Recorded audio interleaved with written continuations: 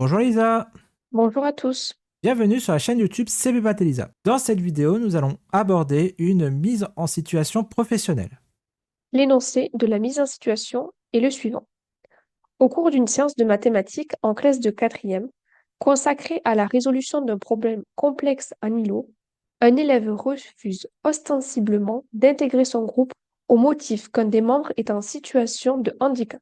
Il affirme devant ses camarades que la présence de cet élève va ralentir le groupe et l'empêcher de réussir l'exercice.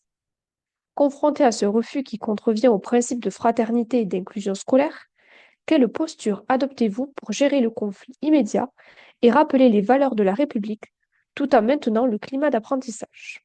Face à cette situation, le professeur est confronté à un incident grave qui relève de la discrimination et du refus de l'autorité, mettant en péril le climat de classe et la sécurité affective d'un élève. L'objectif est triple. 1. Stopper immédiatement l'agression verbale, protection de la victime. 2. Sanctionner le comportement discriminatoire, rappel de la loi. Et 3. Restaurer le cadre de travail pour la classe sans humilier l'élève publiquement, mais en restant ferme. Immédiatement, le professeur doit adopter une posture d'autorité intransigeante sur les valeurs.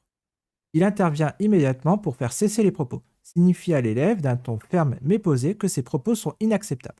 Il veille à ce que l'élève visé ne se sente pas coupable et dédramatise la situation vis-à-vis du groupe. Il ne négocie pas la composition de groupe sous la pression discriminatoire. Cela validerait son rejet. Il peut donner un choix binaire à l'élève perturbateur.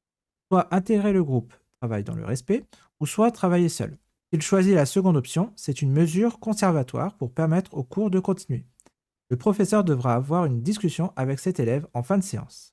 Une fois la classe sortie ou le calme revenu, le professeur prend l'élève à part pour un dialogue éducatif.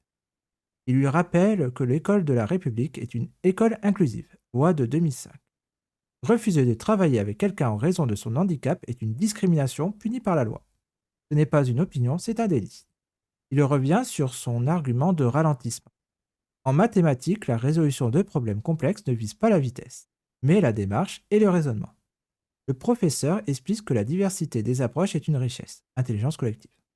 L'élève en situation de handicap a peut-être besoin d'aménagement, temps, secrétaire ou AESH, mais ses capacités cognitives à résoudre le problème ne doivent pas être préjugées. Selon la gravité du ton et la récidive éventuelle, une punition est nécessaire. Excuse, travail de réflexion sur la notion de fraternité ou d'inclusion, voire rapport d'incident. En tant que professeur, il doit s'assurer que les conditions d'apprentissage sont équitables. Il s'interroge sur sa pratique. A-t-il bien mis en place les compensations nécessaires pour l'élève en situation de handicap, PAP et PS, afin que le groupe ne soit effectivement pas pénalisé techniquement? Exemple, donner plus de temps de travail au groupe ou adapter la tâche. Cela permet de désamorcer l'argument technique du retard. Il informe le professeur principal et le CPE de l'incident. C'est important pour voir si ce comportement est isolé ou répétitif. Si nécessaire, il contacte les parents de l'élève perturbateur pour expliquer la sanction et rappeler les valeurs de l'école. Il pourrait prévoir en lien avec les professeurs d'EMC, enseignement moral et civique, une intervention ou un débat sur le handicap, la différence et la solidarité pour toute la classe, sans pointer du doigt les élèves concernés. Présent, je vais vous proposer un exemple d'intervention que l'on pourrait exposer devant le jury le jour J. Dans cette situation, je suis face à un comportement discriminatoire qui remet en cause à la fois les valeurs de la République et le bon climat d'apprentissage du groupe. Ma réaction se déploie en trois temps: l'intervention immédiate, le traitement éducatif et enfin le suivi institutionnel et pédagogique. Dans l'instant, j'interviens fermement pour faire cesser les propos et rappeler que le respect et la fraternité sont non négociables dans la classe. Je m'adresse à l'élève d'un ton calme mais assuré, en lui signifiant que ses propos sont inacceptables et contraires aux valeurs de l'école.